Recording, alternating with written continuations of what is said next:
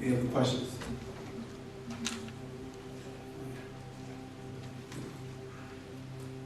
Yes. I read the marriage ceremony Mm-hmm.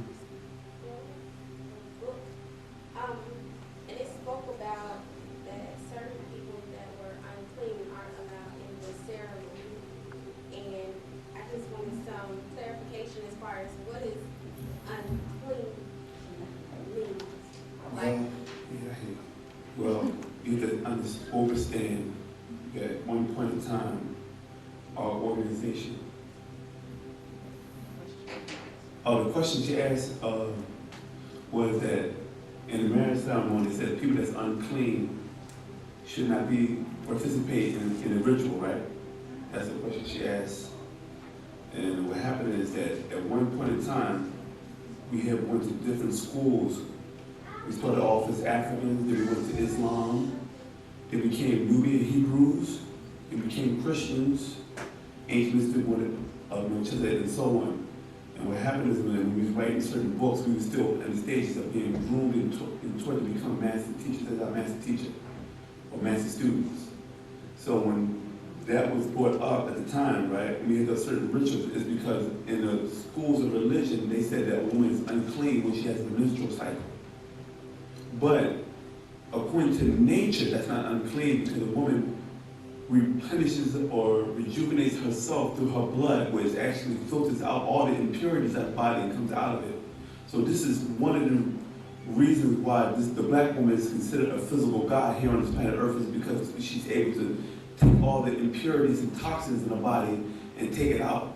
Men, we can't do that. So all the impurities that we take, it stays in the body. We get sick through lesions or sores or bumps and stuff that come out in our face. You know what I'm saying? That's why women's skin is so smooth, because each month your body recycles the blood. So it wouldn't be unclean now that we're back into our natural nature and our natural culture, but when we use the spells of religious doctrines in schools, when we teach at the time, that would have been considered unclean back then. so women with,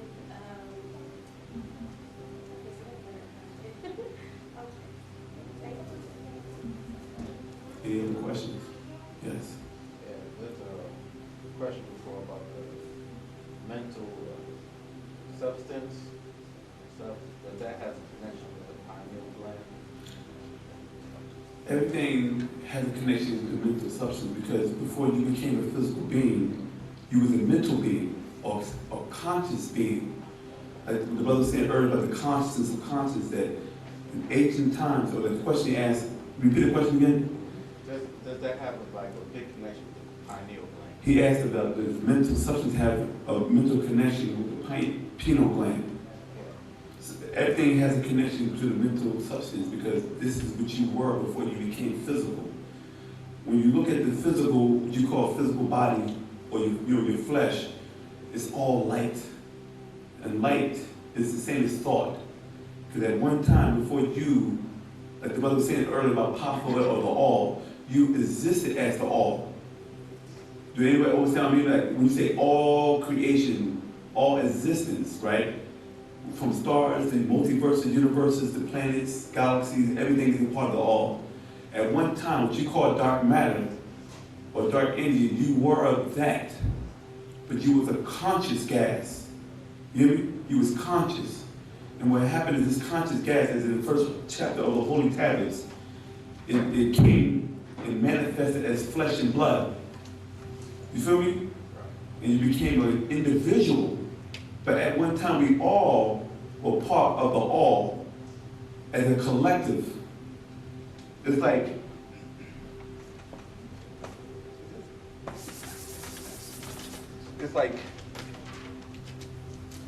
you got a big circle, which will be like the all. Then eventually, you start producing what you call cells or different entities.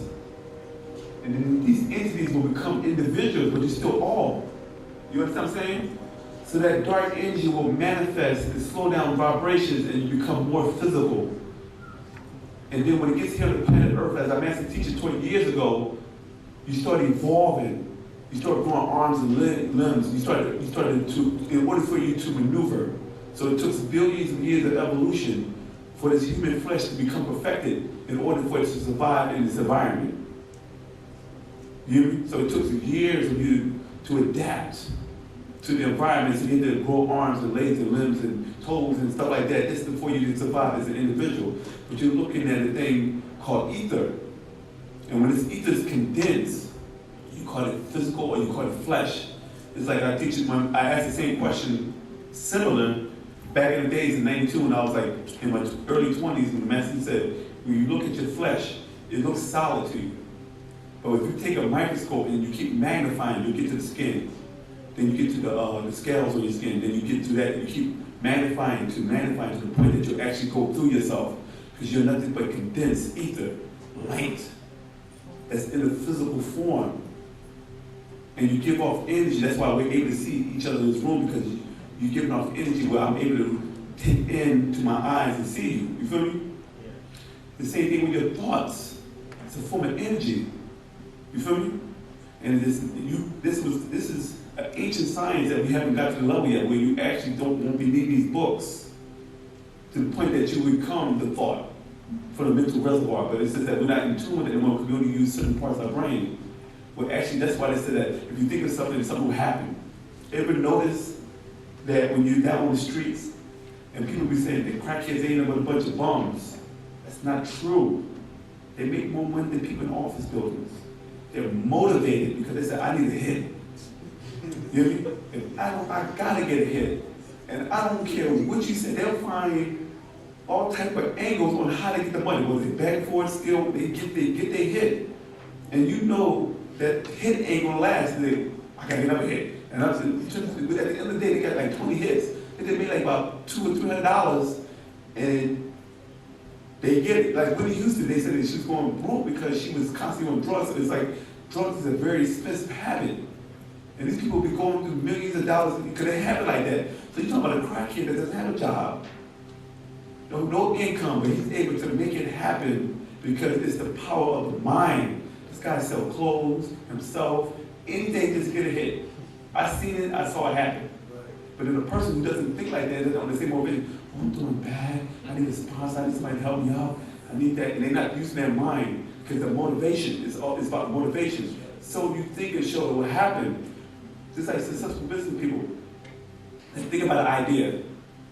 They said, if I visualize an idea, like, I met each other a book called The Mind Book, Your Potential, and he had a very takes out called Compatibility and The Strangest Secret, which the book The Secret plagiarized a lot of his teachings from. You know what I'm saying? So he was talking about the power of visualization. When you visualize something, you can actually make it manifest. This is why our ancient Tamarian ancestors were so powerful, because they knew the power of the mind. And when they visualized certain things, they made it come into existence. Same thing with you. You say, oh, I need to cook this food a certain way. You say, well, if I add this, that, it'll taste better. But how would you know what it would taste like by adding certain spices to it if you didn't taste it yet?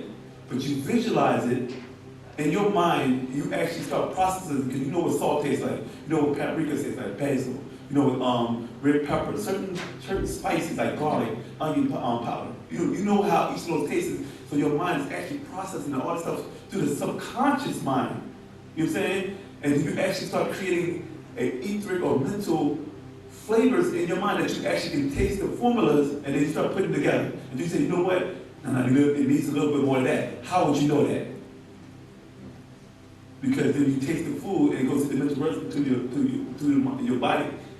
What's that word? Analyze it. And now it needs a little bit more. Because you already got it set in your mind of how you want it to taste. Now you're processing it, though. It needs a little bit more. This is the power of the mind. Like my brother was saying earlier, he was saying that it's subconscious, it's conscious mind. Right now you're conscious. And the subconscious mind, as taught by Master Teacher, is in between what you call the dream state and the physical reality.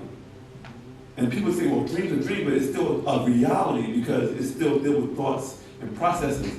So what happens is that when you consciously see things, like right now you're looking at me, you're conscious of that.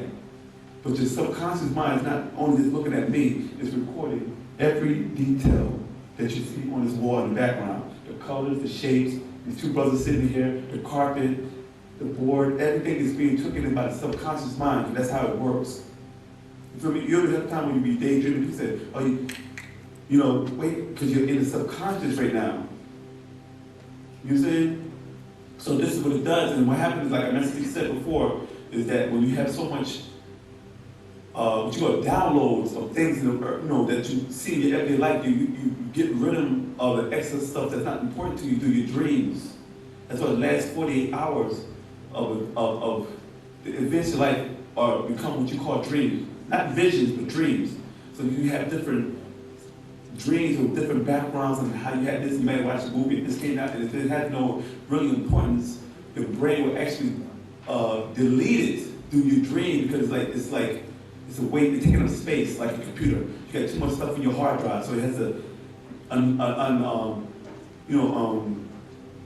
release the load, so you don't overload. And you start repeating stuff like, oh, I can't get it. You just keep repeating sentences, or you get stuck.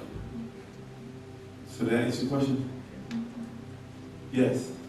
I had a question. I know you mentioned barotheric gland. Yes. Going tablets. Mm-hmm.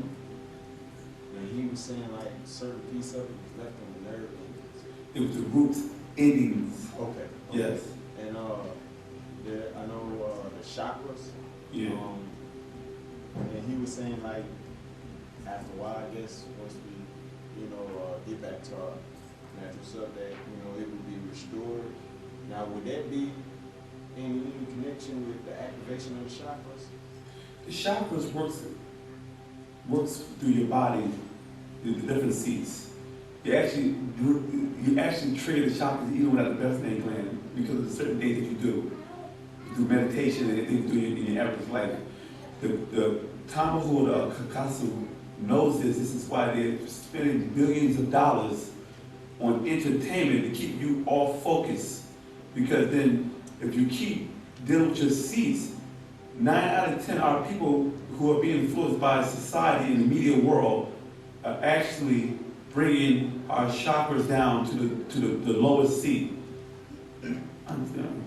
You know what I'm saying? So this is what happens when we deal with society. So when you get your breathing gland back, you'll be able to access your 4 higher senses. Those senses were created and bred for the beings when they came here to planet Earth so they'd be able to survive. You understand what I'm saying? Psychometry, telepathy, clairvoyance, and intuition.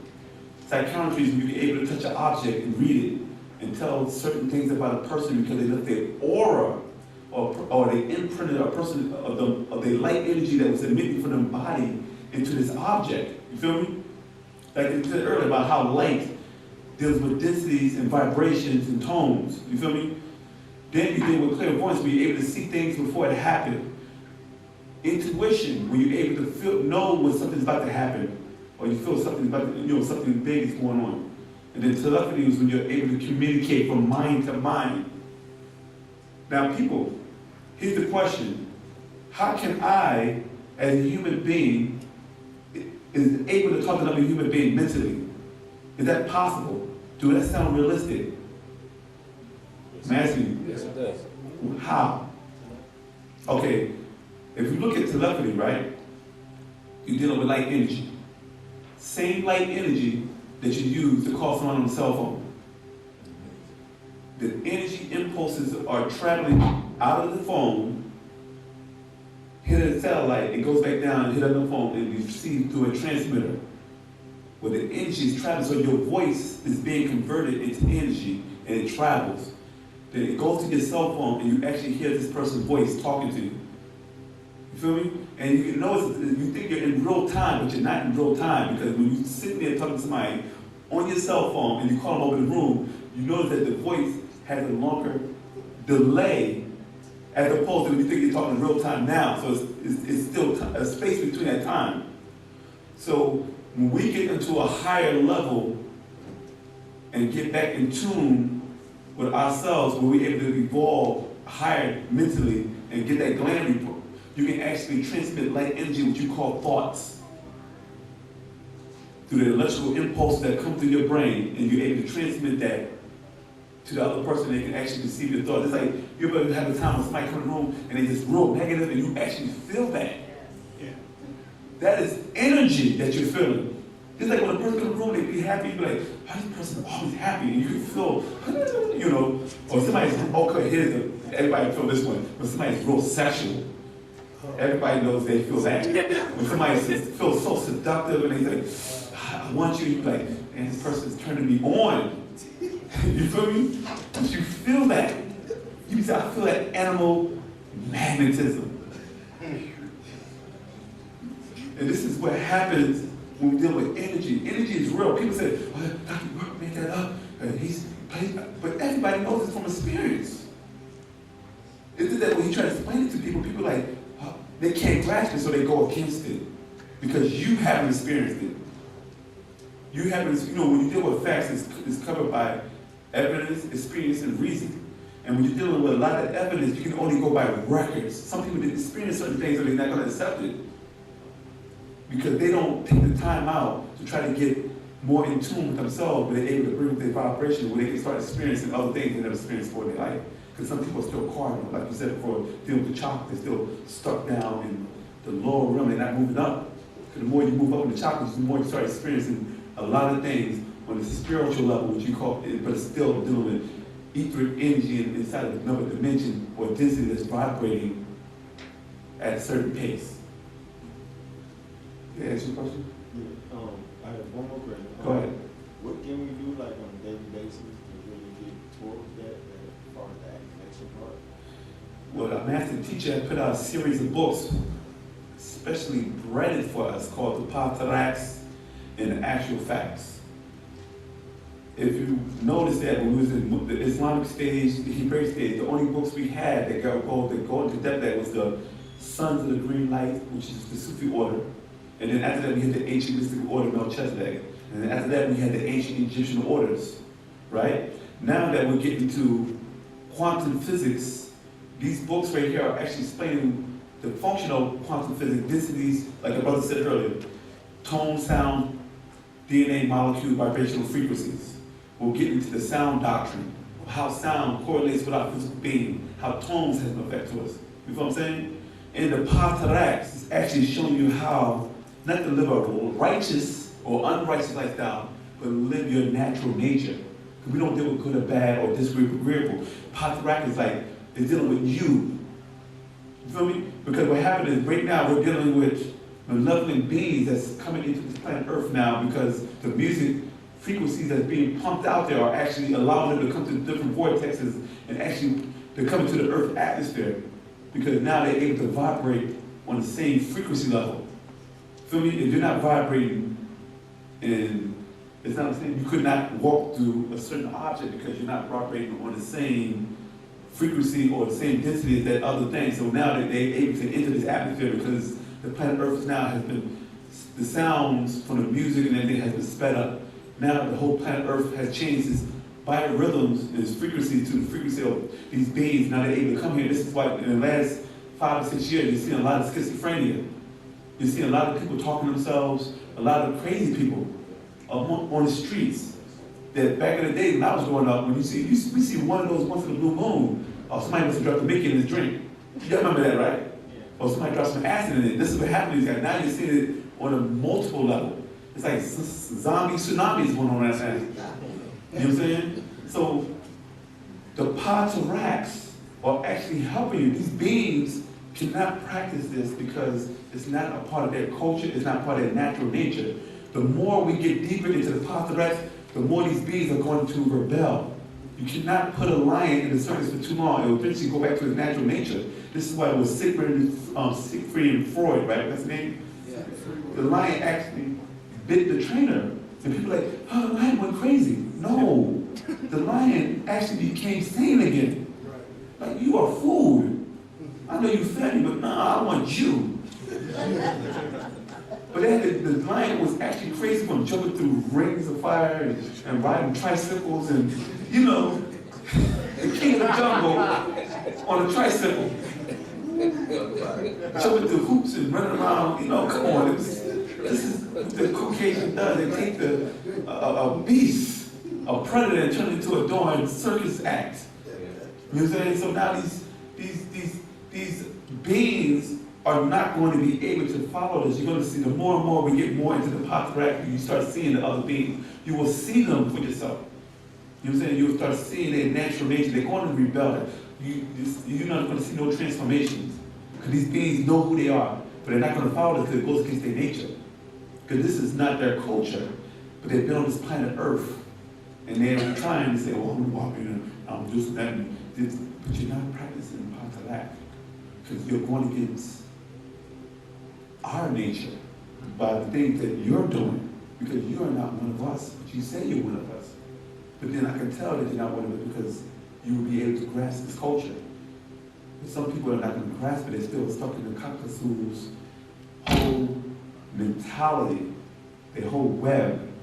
That means that you have more DNA that's more dominant of them than you are us. Even though you have black skin, you're nothing but a black, Caucasian, Hindu, reptilian, draconian, gray, Romani, you know, whatever. But this is what the master teacher has done for so many years. A lot of people don't understand the trials and tribulations that he took his students through. A lot of people say, I don't understand why I can't do this, do that. But he was putting you through school to see what genetics are you representing. Because if you're able to pass this, then I know that you're one of us. But I'm seeing that you're complaining about certain much different stuff. I mean, the test I'm putting you through, you can't comprehend it because it's not for you. That's why I let people leave and start slandering the math teacher. Oh, you loved the Wapo at one time, but now you're like, you're bad. So how did you get his pass from? You didn't ask that. You had the opportunity to ask him that for so many years in his face. But now that he's walked up and incarcerated, they're coming out of the woodworks. I want you to answer this. I'll tell you, I don't know. Because I'm still a student of Malachi York. I teach you what I'm given by our master teacher. If I don't know, I don't know. But I'll get the answer for you next week. You always said that, right? Am I right or wrong? I'll get it for you next week. But these guys are so, you know, like our master teacher said recently in one of the updates, he said these people are so mad and slanderous because they want their answers, the questions answered. They don't know how to, they're so heavy and deep. And they want to know, how did he get his information? From the same source you're getting the information. Because the master teacher always said for years, you already know it. Everything you know. You just have a bad case of amnesia. You know what I'm saying? And now I'm going to teach you how to remember again. You need total recall. I'm going to show you how to raise yourself up so you can get all your get your memory back. You know what I'm saying? So once you do this, I don't need this. I don't need these books. What questions you gotta ask me? I already got this. I know how to heal someone or fix somebody. I know how to fix this car. It's in your blood. Think about this. Like the brother was saying earlier about your 30 personalities, genetic kits that our master teacher put out. If your grandfather is a doctor, and everything that he learned in the medical field, right, is recorded in the DNA. So right now, in 2012, you are what your grandfather was. That means that everything that he had knowledge-wise is in your blood. You just don't know how to access it. But then someday you might say, you know what, I need to go to medical school, become a nurse. Then all of a sudden they realize how she's passing these tests is so easy. Like, you don't know some people when they take tests, it's so natural for them to pass it, and you're like, I studied for weeks, and I still failed. But this person didn't even study, read it one time and just got it, because it's in the blood, because your grandfather studied it. And it's like a total recall. Sometimes the subconscious mind will tap into certain cells to give you the answer. Your mind, like, I can't answer it now, but your mind is working, it's processing. And you think you made, some people say, oh, she's just making it up. And some people say, well, that sounds kind of sound. It makes sense. And then they do research and realize, hey, it's actual. How do you know that? Because sometimes we, by the breath-leg gland, sometimes we tap into our ancestors. So then you'll be able to know a lot of things. And our ancestors knew this. This is why the ancient Egyptians buried a lot of their treasures and a lot of their information on the wall, because they knew it's going to come a time that when the disciples come in, another being is going to rule, and he's going to take everything. You know, they already predicted this, that they were going to actually try to change everything around and whitenize these black people. Because when you see Cleopatra, like our master teacher said, you see Elizabeth Taylor. When you see Moses, you see Charlton Heston. When you see Ramses, you see Yul Brynner. So they already whitenized these pharaohs, but when you go back to Egypt, we knew they were going to do it. But then you go to Egypt and you go to these walls, you see these brown-skinned people. Wait a minute, I don't see no Yul Brynner. I don't see Moses. I don't see Ben-Hur, Charlton Heston, the president of the National Rifle Association. You don't see them on the walls. You don't see no similarity, no features. You ain't got no lip lips. You ain't got no big nose, no big eyes. Your skin ain't dark. So they actually lied to you as a child or a person who watched these movies who didn't know about ancient ancestors. They knew they were going to do it. They put it on a wall because they knew it was going to happen. And it was for you to remember. So you can start saying, wow, there's something about this statue or this picture that I feel like I had a connection to it. I feel like this is me, but you can't explain it. But what happened is, this book says, do not make any graven images or any idols.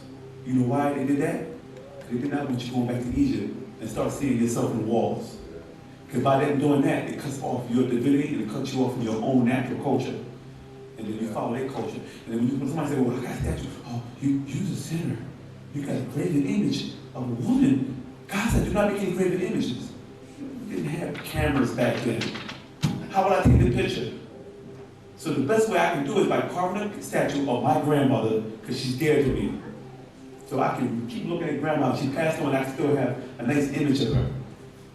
This is how we kept records about, like you have a portrait of family pictures, well, we had statues of our family.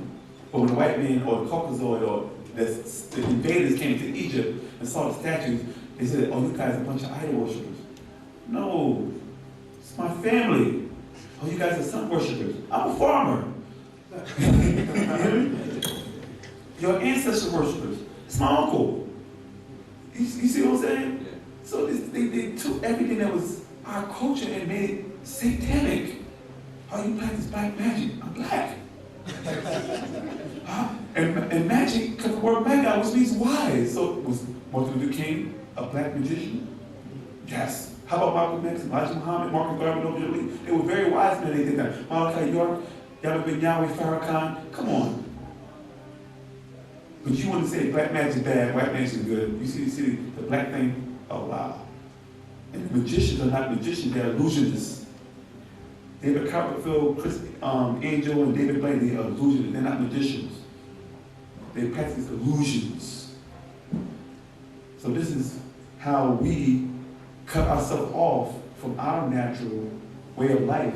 Because once you go back to Egypt, you realize, oh, you can't lie to me. I don't need you. I see my gods. You got your gods. Any other questions? Yeah. Yes, I was curious to know how did the Aboriginals in Australia receive their heritage? How did what? How did they receive their heritage? It was never removed. They were, you had the genus Homo. Then you had the Homo erectus. Then you had the Homo sapien. A lot of people don't understand. When you hear the word genus Homo, they said that's the first man. They said they found the oldest bones of Africa, Lucy. Then they said Artie. And they said these are genus Homos. But a lot of people have never asked the question, what is a genus Homo? It's a monkey. It has fingerprints. Because our ancestors came down and intervened with the monkey's evolution and spread it up by mixing their DNA with that monkey DNA to make it more intelligent so it can be able to do certain functions. But what happened is when a monkey evolved for a certain realm, it would actually start standing erect on its 2 feet. Did you know that?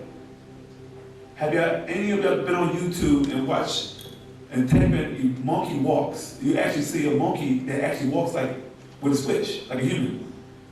That's a Homo erectus, because the word erectus means to stand erect. You hear me?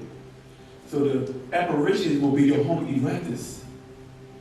They're still evolving. That's why at a certain age, their hair is yellow. Then when they hit puberty, it turns black. That's evolution right there in front of your face if you don't see it. And they're dark. So they're still evolving. You know what I'm saying? So they still have a gland, because you got to understand that when the spirit was going on, they were taking the Homo erectus and they used the Homo erectus to speed up the evolution. That's why they said the missing link in the science community, how many of y'all are familiar with the term the missing link? But they said they don't understand how man jumped from Homo erectus and evolved millions of years of evolution in such a short time to a Homo sapien, because it was a divine intervention from extraterrestrials that you call an Athoro, that the Egyptians refer to, who came from Orion constellation. You know what I'm saying? And they intervened and crossbred with this being they call Homo erectus. And inside this particular, they call it a garden, or this different laboratory they was sitting there experimenting. They sped up they mixed in and sped up Homo erectus evolution, and this is how the Homo sapien came about. So you still have, eventually these monkeys that you call primates are still going to evolve into a humanoid, and they will still have their gland. With that, I would like to close class. You know, I would like to come back here next week and come see class and bring more people.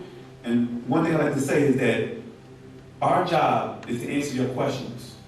So don't feel intimidated to ask any question you want that's related to our doctrine or dealing with science, religion, and history. You're thinking this is what we do. We're here to, no one questions the Roman Catholic Church or the Sunni Muslims or the Mormons or any different religious institute that's existing. Like they don't have a question and answer format like how our teacher Paul and the Bab Yanun or Malachi Kobe York have opened since the 1970s. We opened it up where we can ask questions and you can question us. Have a nice day in Taiwan.